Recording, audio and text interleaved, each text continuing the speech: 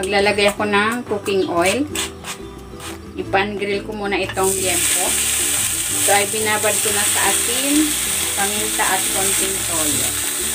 Kung hindi ka pa nakapag-subscribe sa aking channel, please subscribe at i-click mo na rin ang notification bell para lagi kang updated sa aking latest recipes. Ayan, okay na ito. Hanguin ko na and then iiwain ko ito into bite size. Magigisa na ako ng bawang.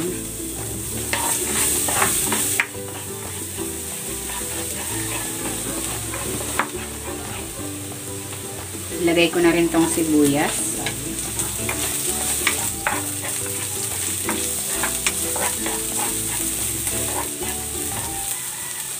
Ilalagay ko na itong liempo.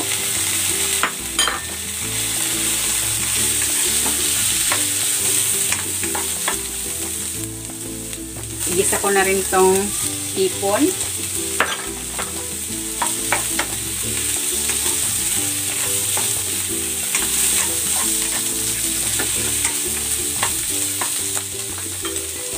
Timplahan natin ng asin at ng paminta.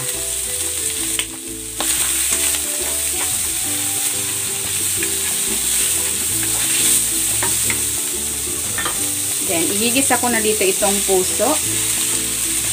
Ito ay isang pirasong puso. Iniwa-hiwa ko lang. Pagkahiwa ko, binabad ko yan sa tubig na may asin, saka ko pinigaan para matanggal yung nito dabta.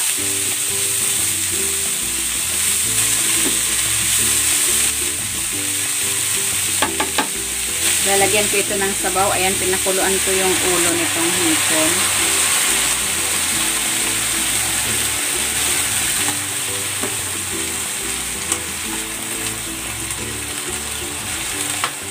Takpan natin.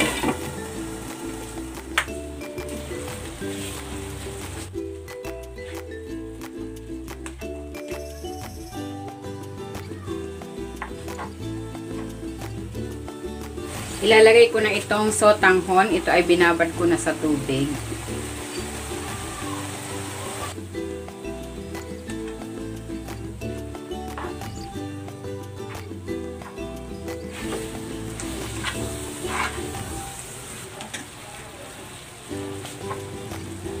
Maglalagay ako dito ng suka,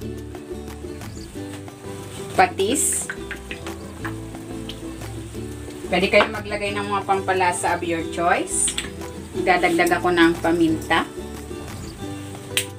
At ilalagay ko na itong onion leeks.